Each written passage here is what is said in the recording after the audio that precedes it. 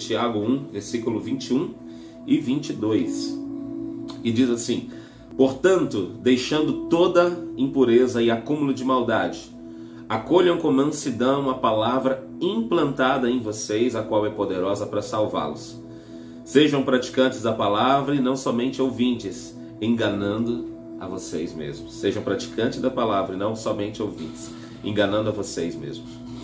Até que o Senhor Jesus venha, precisaremos nos limpar, tirar os detritos mentais, habituais, comportamentais, como diz o verso 21, despojarmos-nos de toda impureza e acúmulo de maldade. Despojar é o sentido exato de tirar a roupa. Você está de casaco, né? Você tira de um lado, tira do outro.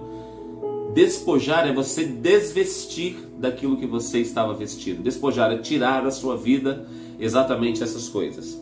Deixando ou despojando de toda impureza e acúmulo de maldade. Por quê? Maldade acumula? Sim. A nossa mente vai ficando obstruída, endurecida, vai criando uma casca grossa e você vai se tornando insensível. O Espírito Santo, que o espírito de santidade, um espírito de pureza, não habita em templo sujo.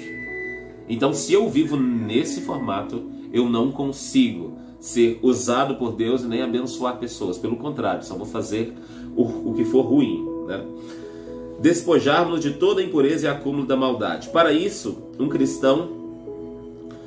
para um cristão falar assim de si próprio parece inadequado, visto que a palavra cristã espelha atitudes de Cristo. Contudo, o verso 22 convida-nos a sermos praticantes da palavra. E quem é a palavra senão Jesus? E o verso 21 diz: ainda está esta palavra implantada em nós. Se é assim, não há como ocupar o mesmo espaço a pureza e a impureza. Há de uma delas se sobrepor à outra. O que podemos fazer então? Praticar. Permanecer na palavra, preservá-la e praticá-la deve ser o nosso lema, filhos do Altíssimo, né? Um devocional maravilhoso, toda semana um devocional abençoado do nosso irmão pastor Jarbas. Querido, quando eu penso na impureza e no acúmulo dela, da maldade, não consigo conceber que essas duas coisas estejam juntas no mesmo local. E foi isso que o pastor Jarbas acabou colocando aqui. Ou seja, quando eu estou buscando, estou me tornando uma pessoa cada vez mais cheia do Espírito Santo, a maldade e a impureza automaticamente tem que sair. Na verdade, eu preciso me purificar, buscar essa purificação através da mudança de atitude, de uma mudança de estratégia. Toda vez que eu decido pela coisa correta, toda vez que eu decido por aquilo que é certo, pela vontade do Senhor, eu estou me aproximando da vontade dele. O problema é que alguns de nós agimos por meio do que sentimos. Se você está fazendo alguma coisa, mas não está sentindo que aquilo está indo a algum lugar, nós temos a tendência de parar, porque nós não estamos vendo resultado. Só que essa questão de resultado na vida espiritual, às vezes ela nos engana. E nós não podemos estar firmados em sentimento, mas sim em obediência. Obediência. A palavra do Senhor está dizendo que eu preciso abandonar toda sorte de impureza, de malícia, de inveja, qualquer sentimento faccioso, as obras da carne, lá do livro de Gálatas, capítulo 5, porque elas são conhecidas, né? Impureza, malícia, idolatria, bebedeiras, mentiras, discórdias, facções, divisões. Se isso está no meu coração e eu não decido, é uma questão de decisão, eu não decido mudar, irmãos, isso vai me contaminando cada vez mais. Isso vai me tornando infrutíferos. A impureza e o acúmulo da maldade nos torna infrutíferos. Você pode ser um cristão de 70 anos na igreja. Tá entendendo? 70 anos na igreja. Você pode estar indo em todos os cultos. Você pode ter o papelzinho, o pacotinho do seu dízimo, né? Tá ali o pacotinho de dízimo seu. Você tem 70 anos, tudo listadinho. Eu sempre fui dizimista fiel. Mas se eu não busquei, se eu não busco hoje, pode deixar os 70 anos para trás, como se fosse um tempo de casa, né, numa empresa. E você pensa, não, como eu tenho muito tempo de casa, como eu tenho muito tempo de igreja, o Senhor é mais relevante comigo, então eu vou me deixar agir um pouco de liberdade. Irmãos, toda sorte de impureza afasta a atuação de Deus através de mim, por mim e através de mim. Todas as vezes que eu ando em impureza, eu me torno infrutífero. Todas as vezes que eu empresto a minha língua para mentira, ou para inveja, ou para discórdia, ou para espalhar a contenda entre pessoas, toda vez que eu vejo dois irmãos estando bem e aquilo me incomoda e eu faço alguma coisa para que aqueles que estão bem se quebrem, isso acontece muito, os irmãos não fazem ideia. Os irmãos não fazem ideia quanto o nosso coração, o quanto ele pode ser envenenado pelas situações desse mundo. Pastor, como que eu mudo isso? É impossível eu viver diferente se não houver uma vida de busca incessante, diária da palavra de Deus e de uma vida de oração. Quer se tornar frutífero? Viva uma vida de adoração diante do Senhor. Quer ser uma pessoa frutífera?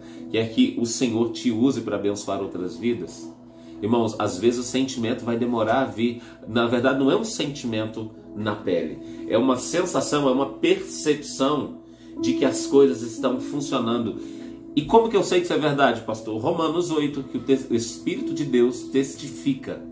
Não é o Espírito de Deus te faz sentir. Não é o Espírito de Deus arrepia os meus cabelos. O Espírito de Deus testifica com o meu espírito de que eu sou filho dele. Então você vai começar a fazer a coisa certa e despojar das coisas ruins. É uma atitude, irmãos.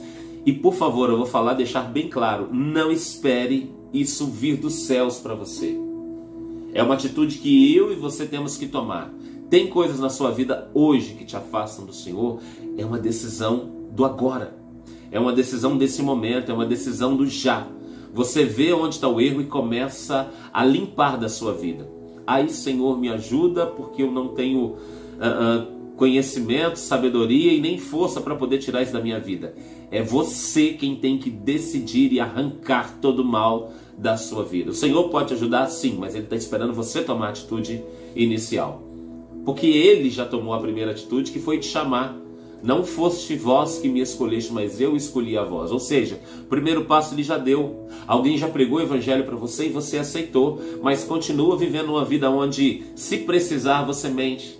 Se precisar, você ofende. Se precisar, você é duro. Se precisar, você toma atitudes. Se precisar, nós podemos até ser um pouco corruptos para não sofrermos. Irmãos, isso não é uma vida cristã digna do Senhor Jesus Cristo.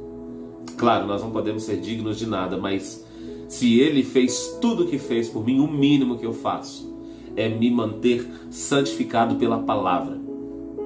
Pastor, mas ninguém é santo. Eu posso pegar pelo menos uns 5 versículos de cara aqui. O apóstolo Paulo chamando os seus irmãos de santos. Aos santos da igreja de tal lugar, ao santo e amado Gaio, aos santos irmãos da igreja fulano de tal. São muitos. Eu e você somos santos não por aquilo que eu e você fizemos, mas pelo que Jesus fez por nós.